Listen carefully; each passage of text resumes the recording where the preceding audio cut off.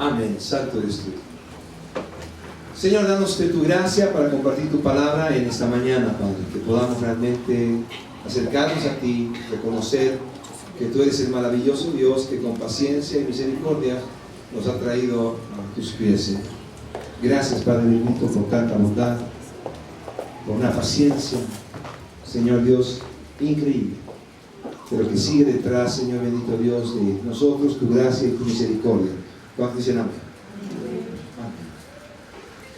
Compartimos hoy día algo referente a la ley que habíamos hablado la anterior semana, y creo que es muy bueno que le demos el contexto. Más de una persona está queriendo saber un poquito más de lo que hablamos de la ley, pero quieren saber un poco más de este tema que hablamos la semana pasada, sobre los fariseos. Porque algunas personas escucharon el domingo pasado que los fariseos eran ejemplares y cosas por el estilo, y rompimos todos los esquemas. ¿Cuántos dicen amén? Amén. Entonces es importante, yo creo que en este día podamos estudiar algo sobre los fariseos y podamos entender un poco quiénes eran ellos. Y realmente la palabra tiene que ser para nuestras vidas, para que no solamente sepamos de ella, sino también podamos confrontar nuestras vidas con ella. ¿Cuántos dicen amén? Amén. El Señor a través de su palabra nos va a llevar a ver, como hemos dicho, la ley y su palabra como un espejo para que nos muestre nuestras vidas y que podamos nosotros saber qué debemos hacer para transformar nuestras vidas a la semejanza de Cristo. ¿Cuántos dicen amén? Santo eres tú, Señor. Los fariseos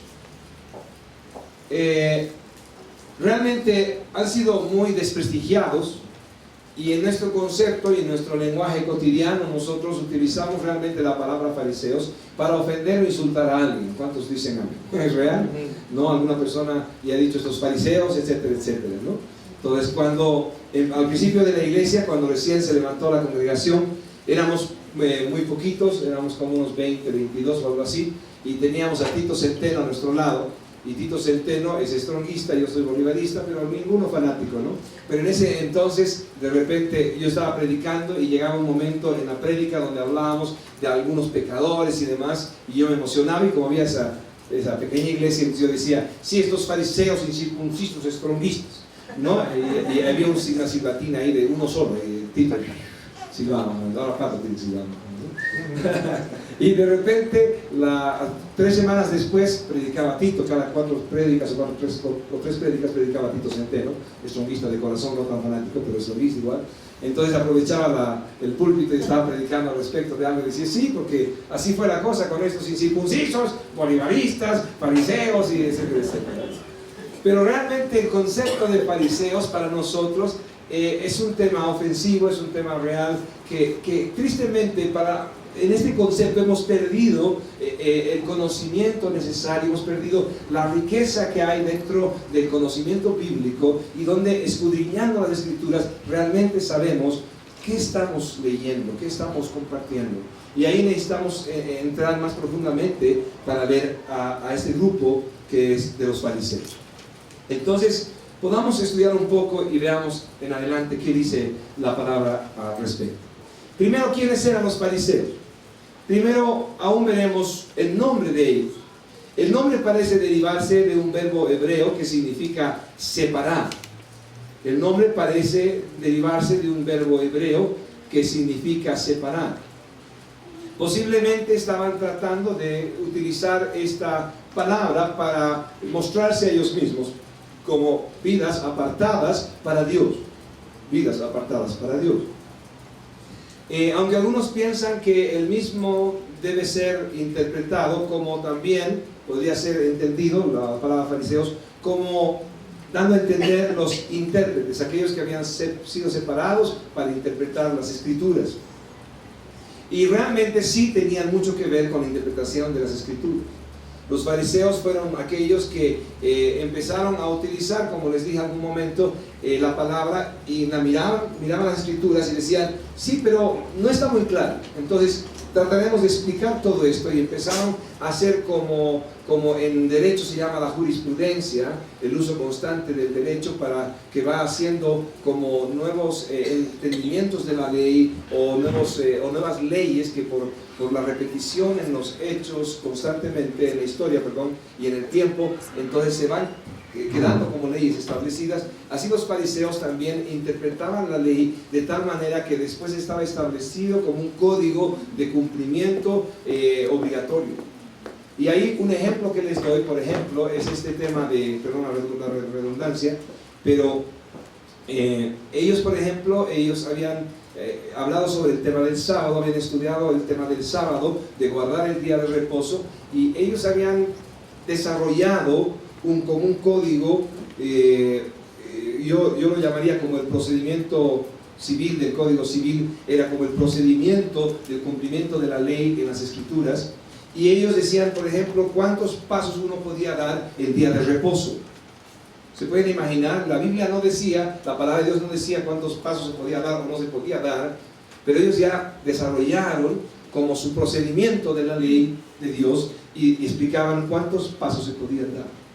Algunos historiadores y algunos comentaristas, uniendo estos conceptos, decían que era interesante cómo los judíos, para tratar de cumplir todo esto establecido por los fariseos, dejaban, por ejemplo, algo a tantos pasos de distancia de donde estaban para el día de reposo, unos días antes lo dejaban, y dejaban otra cosa más allá y otra cosa más allá, de tal manera que daban los pasos y se quedaban un momento a recoger esto, daban otros pasos y recogían otra cosa y daban otros pasos, solamente para decir que estaban cumpliendo realmente este código nuevo de interpretación de la ley, y se dan cuenta que es algo ridículo. Aún ellos habían dicho tantos pasos, pero ellos tenían hasta la forma de practicarlo sin romper la ley, pero dar 50 pasos o 100 pasos más de lo que decía la ley.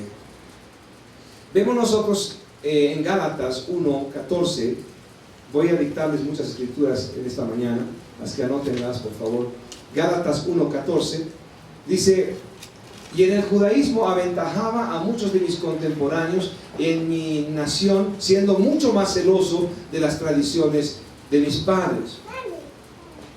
Está Pablo expresándose de sí mismo como una carta de presentación respecto a quién era él, y él se identificaba absolutamente con este movimiento, con este grupo. Entonces dice: y en el judaísmo aventajaba a muchos de mis contemporáneos en mi nación, siendo mucho más celoso de las tradiciones de mis padres. Filipenses 3:5 nos ayuda a entender, Filipenses 3:5, de qué está hablando Pablo. Dice: circuncidado, Filipenses 3:15, circuncidado al 8º día, del linaje de Israel, de la tribu de Benjamín, hebreo de hebreos, en cuanto a la ley, fariseo. En cuanto a la ley, fariseo.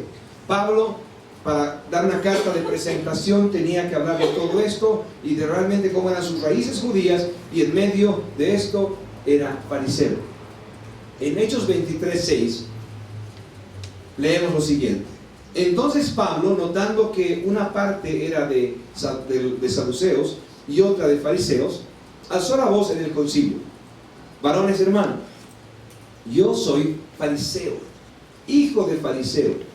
Acerca de la esperanza y de la resurrección de los muertos se me juzga.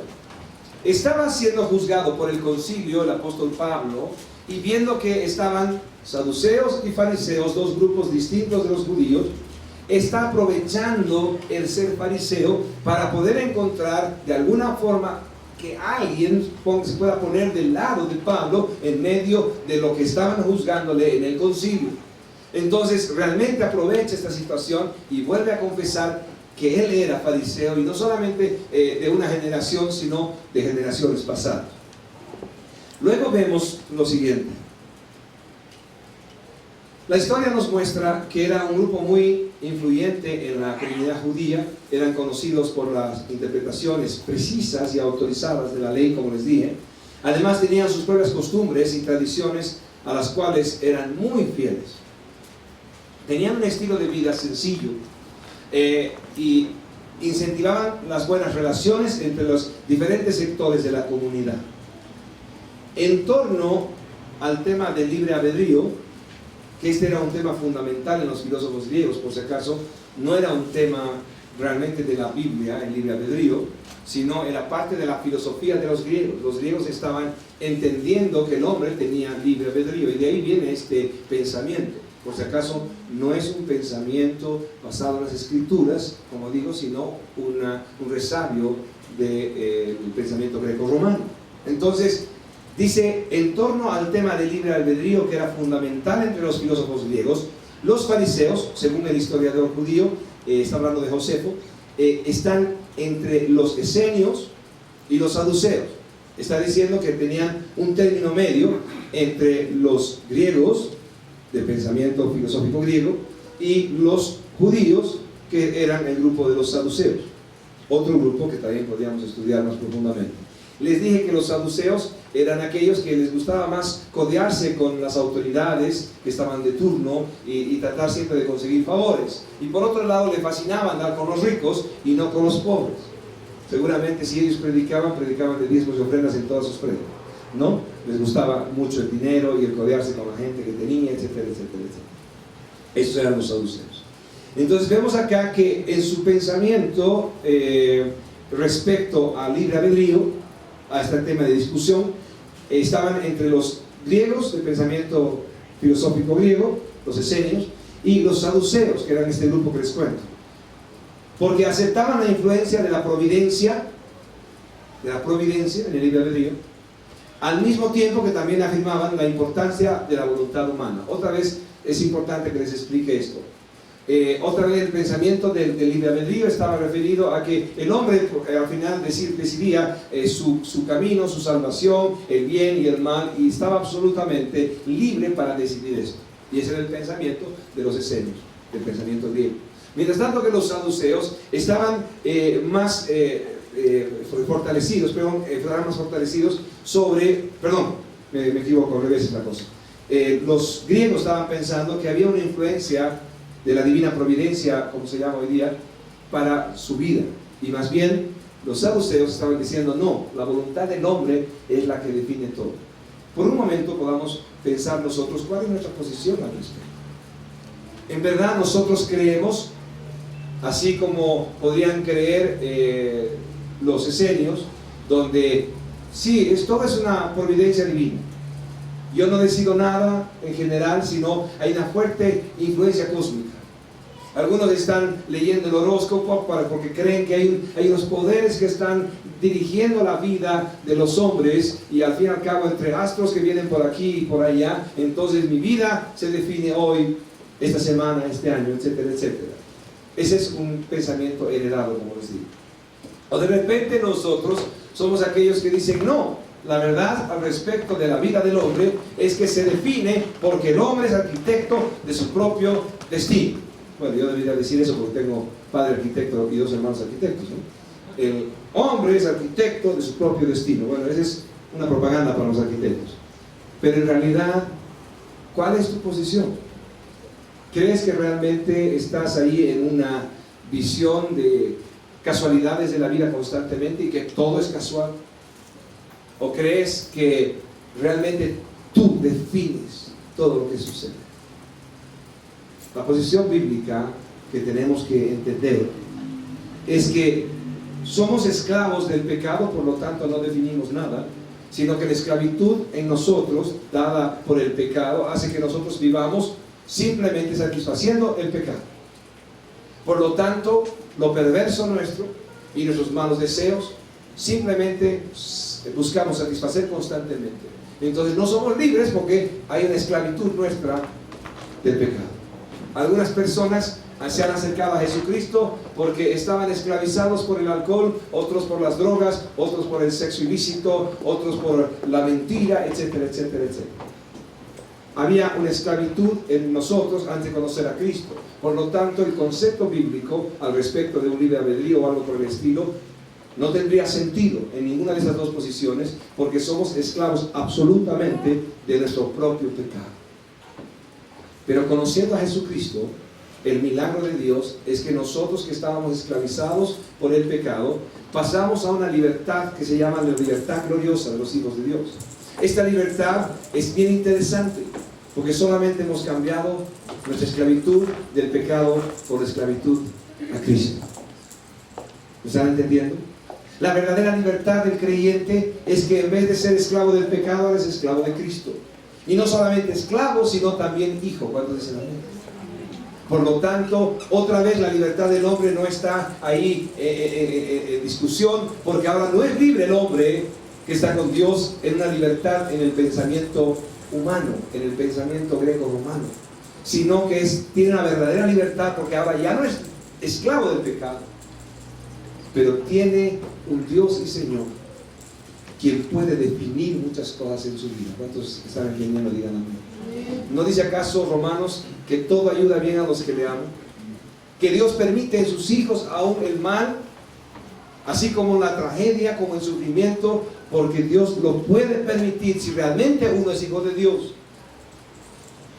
Y dice la Escritura que todo ayuda a bien, a los propósitos de Dios en medio de nuestro sufrimiento. ¿Cuántos de nosotros nos hemos encontrado en situación de sufrimiento y hemos dicho: Dios, no entiendo lo que estoy viviendo? Pero después de unos años hemos visto que realmente, a pesar de tanto sufrimiento, tanto dolor, hemos dicho: Dios, tú tenías algo mejor dentro de todo esto. Algunos hemos dicho: Dios, tú has hecho que por fin yo me convierta a ti, me arrepienta de mis pecados, me consagre en santidad. Si no hubiera sucedido lo que sucedió, si no hubiera venido esta enfermedad a mí, si no hubiera venido esta tragedia, jamás me hubiera firmado en tus caminos. ¿Cuántos dicen amén? Hay testimonios que son inmensos acá.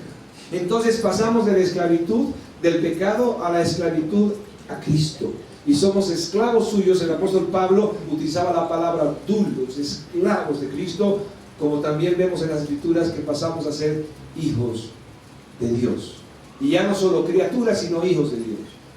Entonces, ¿dónde está el concepto de libre albedrío? El libre albedrío se podría llamar, más bien, desechando este concepto, deberíamos llamar: hay una libertad en la que Dios tiene a sus hijos. Tienes camino de bien y camino de mal. Elige el camino de bien. Esa es mi voluntad, dice el Señor. ¿Para qué?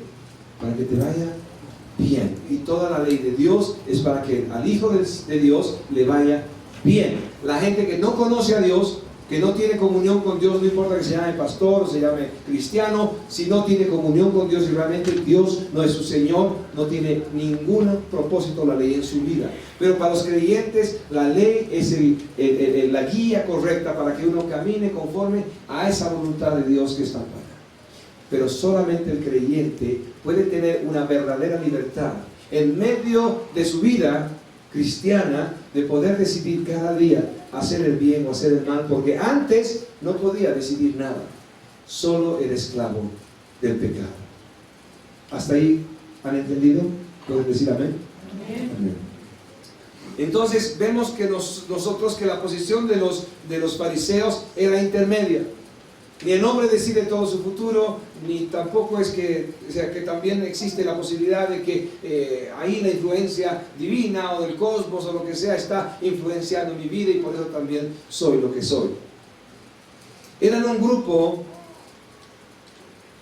según el historiador Josefo, eran un grupo de más o menos, para el primer siglo, de 6.000 fariseos. Imagínense un grupo de 6.000 personas.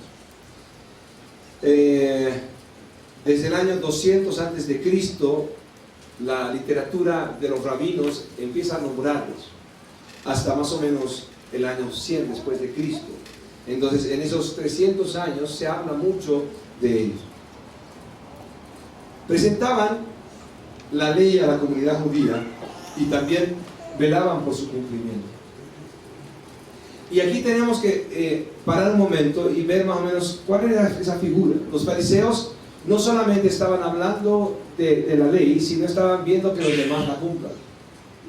A ratos creo que cada uno de nosotros tiene un fariseo dentro, porque en vez de ver su pecado personal y lo mal que uno lo hace, está viendo que los demás están haciendo mal y que deberían hacerlo mejor. A veces creo que tenemos un fariseo dentro, porque en vez de ver qué mal lo estamos haciendo y cómo deberíamos mejorar, estamos siempre viendo lo mal que lo hacen los demás. ¿Podemos decir amén? Amén. Amén. Entonces hay un fariseito dentro de cada uno de nosotros, parece.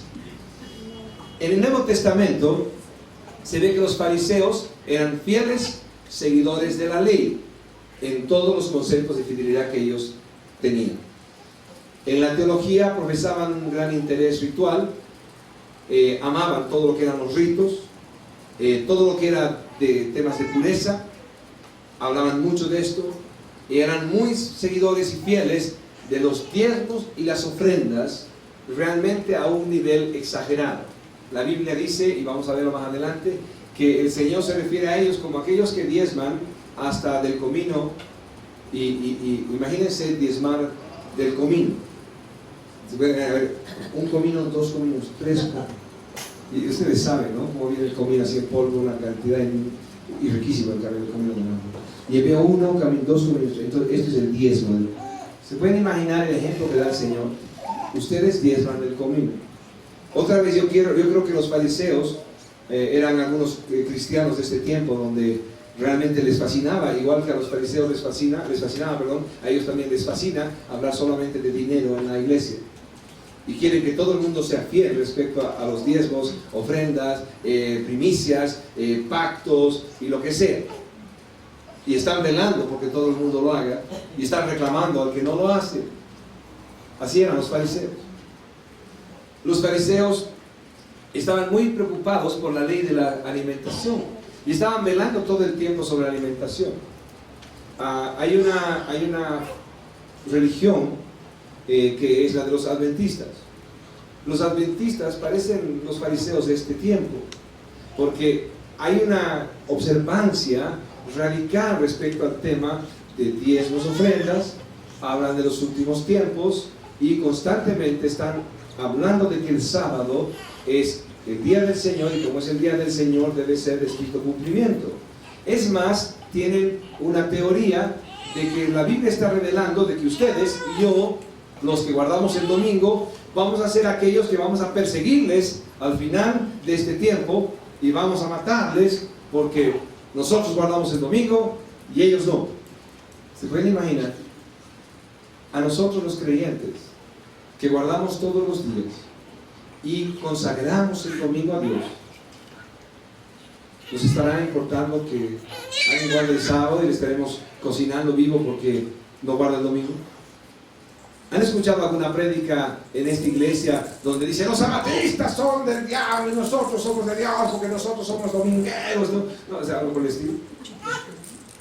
Pero sin embargo, todos estos conceptos eran justamente algo que los fariseos tenían como algo tan importante, y la discusión de ellos con todos era justamente: hay que guardar el sábado, ¿cuántas horas guardas el sábado? ¿Cómo guardas el sábado? Así como otros temas que hemos nombrado. En Hechos, capítulo 23, puedes anotar, Hechos capítulo 23, versículos 6, 7 y 8, dice la escritura lo siguiente: entonces Pablo, notando que una parte era saduceos y otros fariseos, alzó la voz en el concilio. ¿Se acuerdan lo que hemos leído? Y decía, esperen un segundito.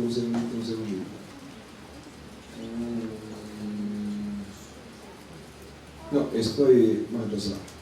Creo que la febrera me quita el sueño bastante. Vamos a avanzar un poquitito, perdón. Esa escritura ya la hemos tocado.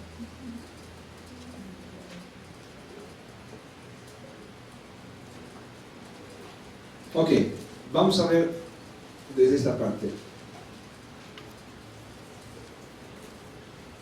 Los fariseos constituían, hemos dicho, un grupo político y religioso de mucha importancia en la época de Jesús. Gozaban de gran simpatía y prestigio del pueblo y eran influyentes en las sinagogas. Además, afirmaban un estilo de vida estricto y sencillo, apegado a la ley de Moisés. Es un resumen más o menos de lo que hemos visto. Generalmente era gente humilde, virtuosa, irreprochable, pobre, desinteresada. Se preocupaban por liberar al pueblo y ayudar a los pobres. Ahora, otra vez, en ese resumen que hemos hecho hasta ahora sobre los fariseos, ¿podríamos nosotros hoy día preguntarnos si somos mejores que ellos? Hemos dicho que eran gente que hablaba sobre la ley, enseñaba la ley, cuidaba también que otros puedan cumplir la ley. También eran aquellas personas que buscaban simpatía con los diferentes grupos en general y también velaban por los pobres.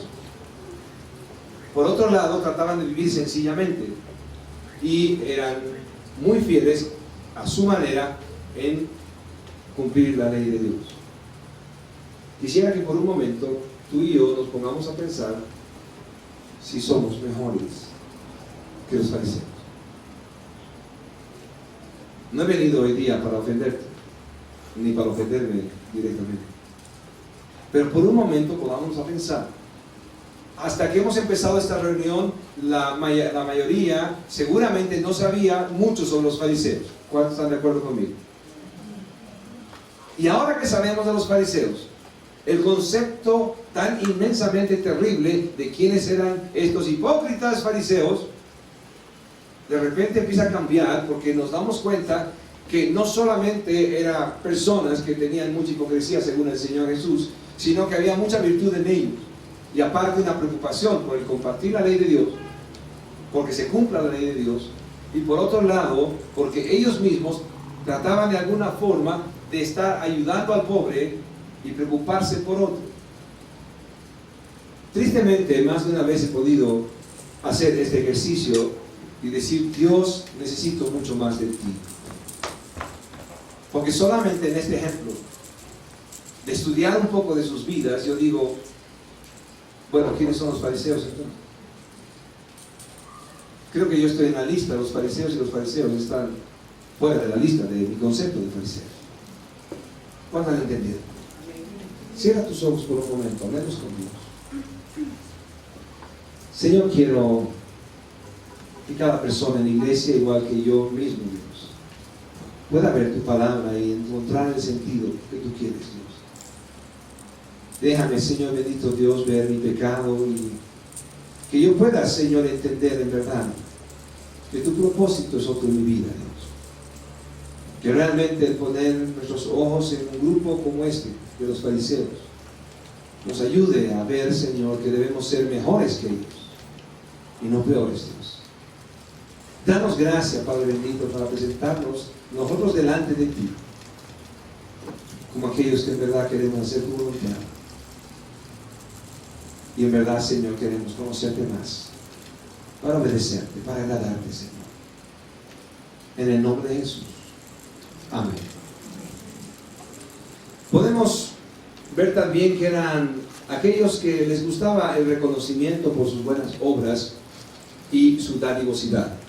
En Mateo 6, 1 al 2, repito, Mateo 6, 1 al 2, dice lo siguiente: guardaos de hacer vuestra justicia delante de los hombres, guardaos de hacer vuestra justicia delante de los hombres, para ser vistos de ellos. De otra manera no tendréis recompensa de vuestro Padre que está en los cielos. Cuando pues des limosna, no hagas tocar trompetas delante de ti, como hacen los hipócritas en las sinagogas y en las calles, para ser alabados por los hombres. De cierto os digo que ya tienen su recompensa. El Señor, ¿qué diría? Que no sepa esta mano lo que hace la otra. ¿Cuándo dicen amén? El concepto que quiere dar el Señor aquí claramente es que justamente la forma en la que vivían los fariseos era esa. Les fascinaba que los demás reconozcan lo que están haciendo. Hace mucho tiempo atrás una persona me dijo: oíme, yo no sé de ustedes los evangélicos, pero nosotros en nuestra religión tenemos muchas obras y obras sociales, pero de ustedes no se sabe nada. Y fue interesante este reclamo, porque le empecé a nombrar algunas instituciones, ¿no? Y le dije, qué sé yo, ¿conoces Food for the Hungry? ¿Conoces Visión Mundial? ¿Conoces la Misión Alianza de Noruega? Y empecé así a nombrarle una tras otra. Y me dijo, sí. Y le dije, todas estas por lo menos han sido creadas como entidades evangélicas. Puede ser que alguna de estas se hubiera torcido en el futuro, pero no fueron creadas como entidades evangélicas. Y todas las obras que están haciendo en Bolivia, le decía, son inmensas. Un ejemplo le decía, y le daba una institución, y le mostraba los millones que son invertidos por gente creyente en este país y que están enviando este dinero para trabajar en agua potable y salud pública constantemente. Una de esas entidades es la mejor o mayor gestora respecto a todo el apoyo a la gente que sufre por cuestiones del SIDA. Y así, etcétera, etcétera, etcétera, etcétera. Cuando terminé de hablar, la persona no tenía nada que reclamarme. Y le decía, ¿y sabes por qué no hay publicidad de esto? Y que no hay carteles, estamos haciendo, porque los fariseos hacían esto y los cristianos no deben hacerlo. Los cristianos deben hacer toda la obra, habido y por haber, sin buscar aplauso personal. ¿Cuántos dicen amén? Entonces, si alguna vez alguien te pregunta, puedes hacer toda tu lista, y es una lista inmensa de gente que no se hace propaganda de lo que está haciendo, porque quiere dar gloria al Señor con todo lo que está haciendo. ¿Cuántos dicen amén? Creo que en este punto podemos ver que hay muchos que viven de esta manera, y que a veces yo también he sido uno de ellos, de los que de alguna forma he querido buscar reconocimiento, que alguien diga que lo estoy haciendo bien, que alguien diga que realmente mi trabajo es bueno, pero no es el camino del Señor. Que cada uno de nosotros pueda vivir de otra manera, que su mano derecha no sepa lo que está haciendo la izquierda, y gocémonos en el Señor, que Él sí sabe lo que estamos haciendo. ¿Cuántos dicen amén? Den un aplauso al Señor, porque Él transforma nuestras vidas.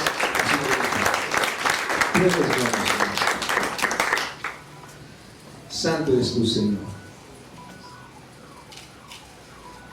Había un tema también en los fariseos importante de aprender, que era que ellos mismos, en toda su teología, de alguna forma se asociaban con grupos pequeños y con grupos humildes, pero también tenían como un ideal el de que el pueblo de Israel sea una nación santa, que es algo bueno.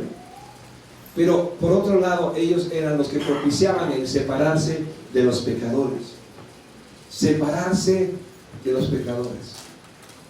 Entonces, como que ponían la esperanza de la venida del Mesías en el cumplimiento de la ley, pero ellos estaban haciendo acepción de personas constantemente y querían como hacer esta definición entre los buenos y los malos. Tristemente hay muchos cristianos que se creen mejor que los que no son cristianos. Otra vez digo, tristemente hay muchos cristianos que, igual que los fariseos, se creen mejor que los que no son cristianos.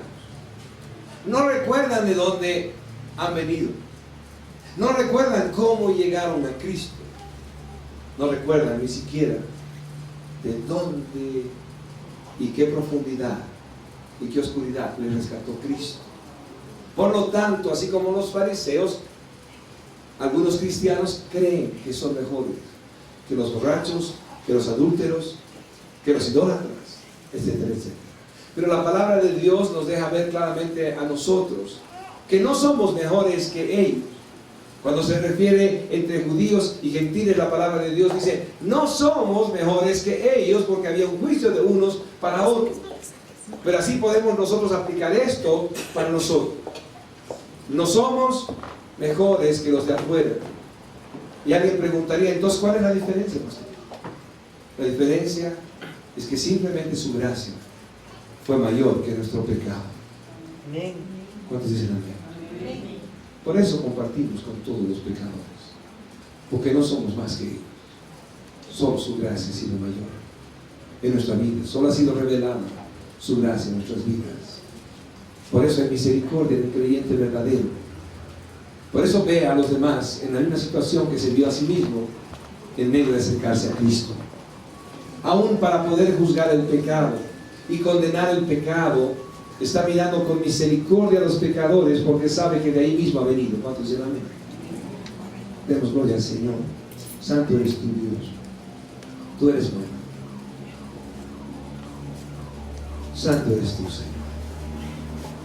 El pensamiento de los fariseos estaba tan fuerte respecto a que el cumplimiento de la ley conseguía que Dios esté con ellos de una manera favorable, que parecían aquellas personas que creen que por sus buenas obras podían compensar sus manos. Algunas de las personas presentes, o de repente yo mismo, seguramente más de una vez hemos dicho, cuando alguien nos ha dicho, estás andando mal, estás en pecado, no puedes seguir como estás en la vida que estás llevando. Y de repente nuestra respuesta ha sido, está bien, yo sé que estoy haciendo cosas malas, pero Dios sabe las cosas buenas que hay. ¿Se han escuchado diciendo algo así? Pero Dios sabe que yo le sirvo de corazón, que yo hago todo esto con mucho amor. ¿Y mi pecado qué? Los fariseos también estaban creyendo que de alguna forma había una compensación entre sus maldades y sus bondades en el cumplimiento de la ley. Te pregunto y me pregunto a mí mismo, ¿será que vivimos todavía así nosotros? Si estamos creyendo que, bueno, sí, le he rajado a mi empleado, le he tratado como al perro, se ha ido y lo que sea, pero Dios sabe que soy buena con mi vecino. Los maltrato a mis empleados porque son los tales por cuales, pero los hermanitos en mi iglesia los amo tanto, el Señor sabe. Alguno de nosotros sigue compensando el bien con el mal con el bien, y tratando de manejar la cosa. Bueno, sí, Dios sabe que estoy en adulterio, pero Dios sabe que es por amor. ¿Alguien va justificando sus pecados así? Dios sabe que soy mal hablado, pero Él conoce mi corazón, que yo lo amo. Los ajos y cebollas son parte de mi familia, siempre hemos sido así, los ajientos. Queremos compensar a veces las cosas. Los fariseos de alguna forma creían que en el cumplimiento de la ley estaban agradando a Dios y que todo lo demás no era tan importante.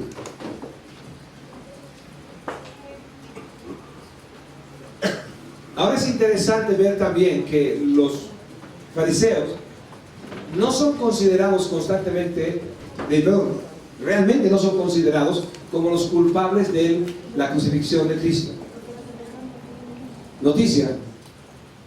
Aló. Noticia. Los fariseos en la Biblia no son considerados aquellos que mandaron a crucificar a Jesús. Es más, solo en Juan 18:3 dice algo así, como relacionando a los fariseos con la crucifixión de Cristo. Pero inclusive los historiadores hablan de que muchos fariseos abiertamente asumieron una defensa de Jesús. ¿Cuántos están entendiendo? Díganme. Jesús fue duro con ellos. Jesús los llamó hipócritas no por vivir a la altura de los valores éticos del judaísmo. El problema era justamente eso. Ellos estaban levantando una ética tan alta, pero tan alta, que no se podía cumplir. ¿Han visto algunas personas que nunca hablan de su debilidad, que nunca hablan de su pecado, de sus tentaciones? Yo me acuerdo que cuando era muy joven, el año de los Picapiedras más o menos, ahí estaban algunos pastores y eran mis celos. Yo decía, ¡qué hombre! Este es perfecto. Desde el púlpito siempre decía, mi esposita, mis hijitos, mi esposita, mis hijitos. Así todo el día hablaba así más o menos, ¿no? Y cualquier cosa respecto a los pecados de otros y demás, decía, no, terribles pecadores, ¿no? Y yo entre ellos ahí en la iglesia, pobre de mi pecador, yo quería ser como el pastor, nunca peca, ni pecas, impresionante ese pastor. Yo ya alucinado. Tremenda hipocresía. Pero justamente los fariseos se presentaban de esa manera. Estaban diciendo, nosotros, los fariseos, no somos como otros, no somos como ustedes. Nosotros realmente somos gente santa, no como otros. Mientras tanto, la Biblia dice, el que dice que no tiene pecado, le hace a Dios mentiroso. Por lo tanto, empezando por el pastor en cualquier iglesia, debe reconocer que es tentado, que cae en pecado algún momento, en medio de su lucha por la santidad, pero que algún momento cae, que debe ser levantado, que debe ser restaurado. Que a pesar de todo su lucha, como dicen Hebreos, que lucha contra el pecado hasta la sangre, es una persona que vive en tentación. Y que su pecado, su concupiscencia, los deseos desmedidos de su carne, provocan algún momento el ofender a otros, el dañar a otros. Y que también el pastor necesita ayuda de Dios y paciencia de los demás y aliento de sus hermanos. ¿Cuántos dicen amén? Realmente no podemos creer en un hombre vestido de blanco, y no estoy hablando sobre la vestimenta simplemente, sino por las caretas que existen. Un hombre vestido de blanco hablando de su gran comunión con Dios y respecto a su gran santidad, cuando realmente la verdad es otra. Pablo, el apóstol, era aquel que estaba diciendo, entre los pecadores yo soy el primero. No estaba diciendo que era un practicante del pecado o estaba entregado al pecado, sino que decía realmente, yo sí me conozco y sé quién soy, y en esta lucha por la santidad constantemente sé que solo soy un pecador. Por eso Pablo no se estaba presentando como aquel plus ultra de la santidad. Los fariseos sí hacían eso constantemente. Dice la Escritura en Juan 9:16: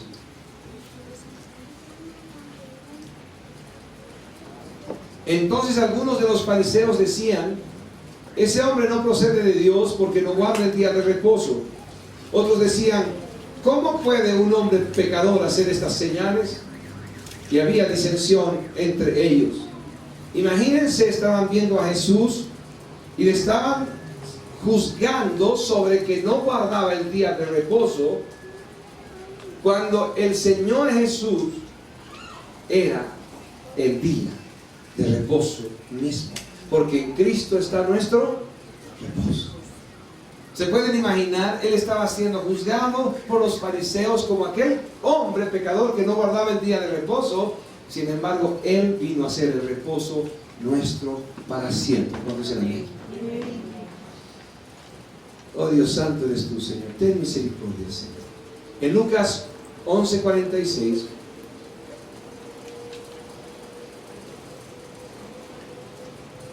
y en algunas escrituras que vamos a ver para ir terminando, vemos nosotros justamente esa situación. Ellos tan santos, pero no permitiendo a otros que ni puedan acercarse a Dios. Como yo decía de joven, jamás voy a acercarme ni siquiera al talón del pastor con tanta santidad. ¿Para qué le voy a contar al pastor que soy tentado sexualmente? Si no va a entender eso. Él no sabe de estas cosas, es un santo. Eso yo pensaba, les prometo. ¿Cómo le voy a decir, pastor, tengo problemas con la mentira? ¿Se va a enojar conmigo este santo? ¿Están entendiendo? Así eran los fariseos. Lucas 11:46, Jesús dice, ay de vosotros también intérpretes de la ley, porque cargáis a los hombres con cargas que no pueden llevar, pero vosotros ni aún con un dedo las tocáis. Mateo 23:1-4. Mateo 23:1-4. Entonces habló Jesús a la gente y a sus discípulos diciendo, en la cátedra de Moisés se sientan los escribas y los fariseos. Así que todo lo que os digan que guardéis, guardadlo y hacedlo. Mas no hagáis conforme a sus obras, porque dicen y no hacen, porque atan cargas pesadas y difíciles de llevar y las ponen sobre los hombros de los hombres, pero ellos ni con un dedo quieren moverlas. Mateo 23:10-13. Ni seáis llamados maestros, porque uno es vuestro maestro, el Cristo.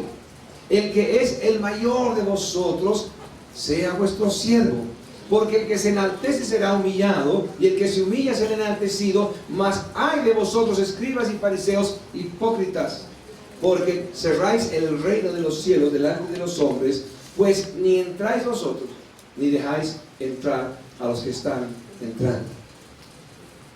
Los fariseos enseñaban sobre los mandamientos y sobre la obediencia a la ley, que es bueno. Esto es definitivamente vital. Pero dejaban sin esperanza a las personas porque no compartían de la misericordia y del perdón ni de la gracia de Dios. ¿Cómo están entendiendo? Díganme. Qué importante que nosotros, como dije el domingo pasado, no ignoremos la ley, ni nos olvidemos de ella, sino que la conozcamos, la cumplamos y la enseñemos. La Biblia que dice que es grande en el reino de los cielos aquel que la enseña, aquel que la vive y la enseña. Sin embargo, si nosotros solo enseñamos la ley, que es la evidencia, el cumplimiento de la ley, que es la evidencia de ser creyente, y no enseñamos sobre la gracia y la misericordia y el perdón de Dios, ¿quién podría acercarse al Señor? Imagínense si yo tengo la ley como un espejo y no encuentro ni la gracia ni la misericordia dada en la cruz del Calvario. Solo viendo la ley, yo sé que aún con todas mis fuerzas, y así debo hacerlo, estoy tratando de cumplir lo que dice la ley constantemente, pero si no hay gracia, el momento que yo caigo en pecado, de alguna manera o soy tentado, entonces solo tengo condenación en mi vida y no tengo esperanza de salvación. ¿Cuántos dicen amén? Es real.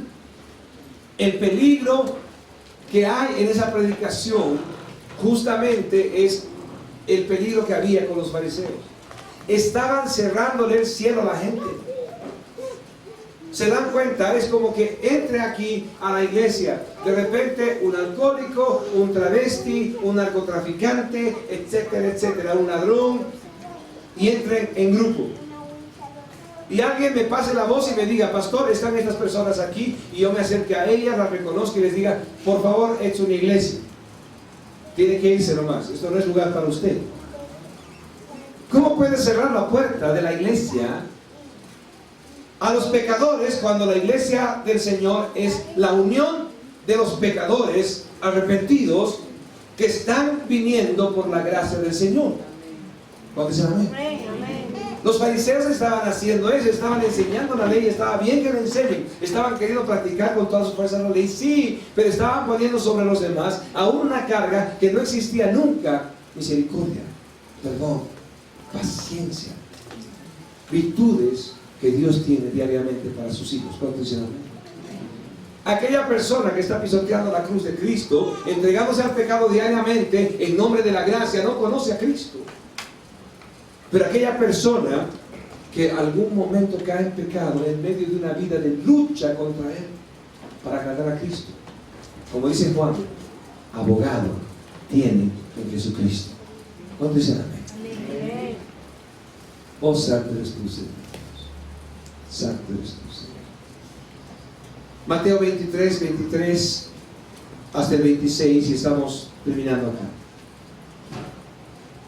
Hay de vosotros, escribas y fariseos hipócritas, porque diezmáis la menta y el eneldo y el comino, y dejáis lo más importante de la ley, la justicia, la misericordia y la fe. Esto era necesario hacer sin dejar de hacer aquello. Hasta ahí por un momento. Está diciendo con claridad, no era el problema el diezmar o el ofrendar, sino que ellos, aún haciendo esto, se olvidaban de la justicia, la misericordia y la fe. Estaban enorgullecidos de cuánto daban, y aún como daban hasta del comino. Sin embargo, no estaban preocupados por hacer justicia, por hacer misericordia y por esa fe maravillosa que Dios les ha dado. ¿Qué dice el Señor? Esto era necesario sin dejar de hacer aquello. Esto era necesario sin dejar de hacer aquello. Seamos fieles también nosotros de una manera integral en todas las áreas de nuestra vida. No definamos nosotros: aquí soy fiel, aquí no soy fiel, aquí hasta aquí soy fiel, hasta aquí no soy fiel. Soy muy fiel en esto y me enorgullezco porque lo demás no importa, ya en esto soy fiel. Hay todo un conjunto de fidelidad a Dios. Los fariseos estaban diciendo: no, para nosotros es suficiente diezmo, ofrenda y así, de una manera estricta en todo. ¿Y qué es la justicia? ¿Y qué es la misericordia? Dios nos dé gracia a nosotros también de no ser parte de ellos. ¿Cuántos dicen amén? Amén. Mateo 23, 24 dice: guías ciegos, que coláis el mosquito y tragáis el camello. Ay de vosotros, escribas y fariseos, hipócritas, porque limpiáis lo de afuera del vaso y del plato, pero por dentro estáis llenos de robo e injusticia. Fariseo ciego, limpia primero lo de dentro del vaso y del plato, para que también lo de fuera sea limpio. Guías ciegos, que coláis el mosquito y tragáis el camello.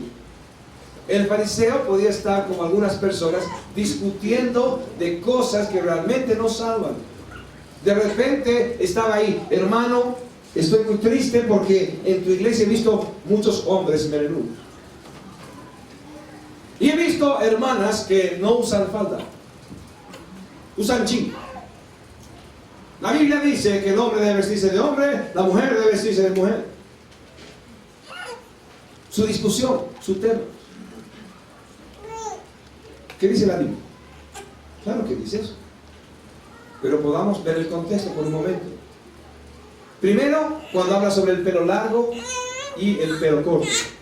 La Escritura dice, si alguno quiere contender de opinión, discutir al respecto, nosotros no tenemos tal costumbre, ni las iglesias de Dios. ¿Están escuchando? La Biblia dice en Corintios, cuando habla sobre el atavío de las mujeres y habla sobre el velo, el pelo largo y el pelo corto para el varón o para la mujer, termina diciendo, nosotros no tenemos tal costumbre de discutir de opinión al respecto, ni las iglesias de Dios. ¿Está claro? ¿Amén? Así que ven el hombre de pelo corto, la mujer de pelo largo, el hombre de pelo largo, la mujer de pelo corto. No es algo relevante. No es algo relevante. Conozco hombres de terno con pelo corto que son adúlteros y ladrones. Y conozco hombres de pelo largo que son hombres amantes de su mujer y pacientes con sus hijos. ¿Cuántos dicen amén? Pero los fariseos estaban preocupados por esto, por la apariencia de cada uno. Estaban discutiendo de cada cosa. De repente estaban discutiendo respecto a la comida. ¿Qué estás comiendo? ¿Has ido al mercado? ¿No sabes que en el mercado puedes encontrar cosas sacrificadas? Era terrible. La ley decía que no nos contaminemos con lo sacrificado a los ídolos, los alimentos, las carnes sacrificadas a los ídolos. Pero la palabra de Dios nos dice, cuando comas, no preguntes por motivos de conciencia de dónde viene la comida. Come y calla, más o menos. Amén.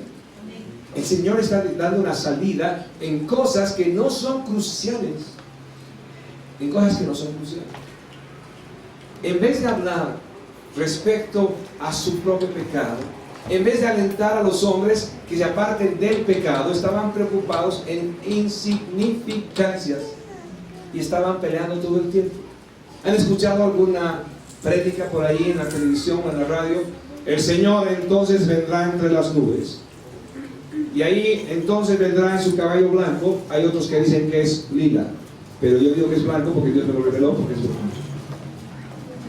Porque nosotros somos tenistas y los tenistas en el pasado jugábamos de blanco, entonces Dios me reveló que como yo jugaba de blanco, también el caballo blanco y también el Señor de blanco, y así van a venir. ¿Han escuchado? Algunas cosas así. Y Dios me reveló a mí que realmente la venida del Señor es en un caballo, pero no es tan caballo, sino es una cosa así más o menos como un búfalo, porque, por si acaso, ¿alguna de estas cosas salvan? ¿No es mejor predicar y compartir entre nosotros y alentarnos entre nosotros en vez de discutir esas cosas? Decir realmente, apártate del pecado, conviértete a Cristo, lucha contra el pecado hasta la sangre, vive agradando al Señor, porque Él es tu Señor. ¿No es mejor? ¿Acaso el Señor Jesús no le dijo a la mujer, encontrada en adulterio, le dijo, no hay quien te juzgue, ni yo te juzgo, ándate y no peques más? ¿Cierto? ¿Qué dice la Escritura? El que robaba, no robe más. No está tan preocupado en que si viene el Señor en caballo blanco, caballo amarillo, y vienen 3 rayos más juntamente con Él en la revelación última del Apocalipsis. Debemos conocer la Escritura de Génesis y Apocalipsis, pero no estamos en discusiones respecto a detalles habidos y por haber, sino preocupados en agradar a Dios a través del cumplimiento de la ley. ¿Cuántos dicen amén? Luego dice la Escritura, y a ciegos coláis el mosquito y tragáis el camello. Eso es lo que estaban haciendo.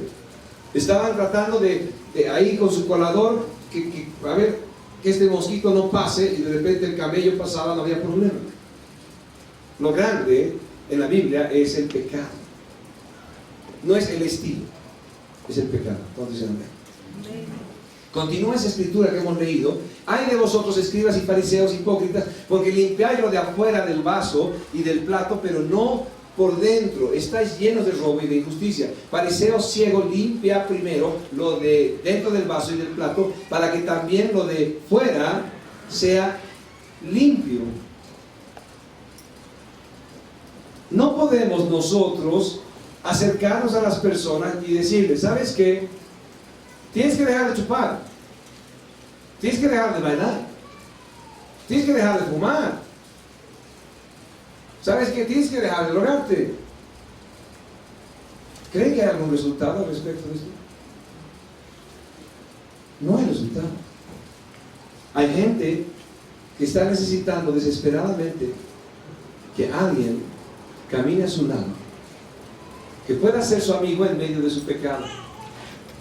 Me acuerdo de un caso que le decía a una familia: está bien, y han tratado por todos los medios, y el esposo está en una farra y en otra farra, ya le han gritado, le han insultado, borracho asqueroso, le han dicho de todo. Por favor, quiero que cuando vengan ustedes abran la puerta, lo dejen entrar, que se eche a descansar, en la mañana sírvanle un café. ¿Cómo, pastor, voy a servirle un café a este borracho de tal por cual? Sírvanle un café, más tarde sírvanle otro café, luego más tarde denle un alimento, denle comida. No le hablen sobre su pecado, ámenlo en medio de su pecado. Hay más esperanza en amar al borracho y mostrarle a Cristo que solamente insultarle y gritarle cuando se amén. Hay esperanza, hay más esperanza. ¿Acaso el Señor no te amó y me amó en medio de nuestro pecado? Así fue el Señor. Hay hijos que están cansados de una tátara y tátara y tátara de no hagas, deja de hacer, no hagas, tienes que hacer, no hagas, tienes que hacer. Y están desesperados porque un padre pueda caminar con ellos con una pelota de fútbol y juegue con su hijo y le ame y le invite un helado y charle con él y le escuche para revelarle a Cristo. Fariseos hipócritas porque quieren limpiarlo de afuera cuando es lo de dentro que hay que cambiar. Cambia primeramente lo de adentro para que sea limpio lo de afuera. ¿Sabes que no puedes seguirte vistiendo así? Pareces loca de campeonato. Tienes que cambiar tu vestimenta. Una cristiana no anda así. Pero ¿quién quiere caminar con ella? ¿Quién quiere ser su amiga? ¿Quién quiere compartirle el amor de Cristo? ¿Quién quiere ser realmente alguien confidente y pasar horas de horas en su vida con esta persona? Para que conozca a Cristo en verdad. Cuando conozca a Cristo, se va a vestir diferente. Claro que sí. ¿Cuántos dicen amén? Entonces hay una mujer necesitada de alguien que le dé amor y tiempo. Los fariseos no tenían tiempo para eso, pero para juzgar y punto tenían tiempo, para condenar y punto tenían tiempo. No había tiempo para pasar con los hijos, pero había tiempo para reñirles y reñirles y reñirles y reñirles y decirles que no sean así.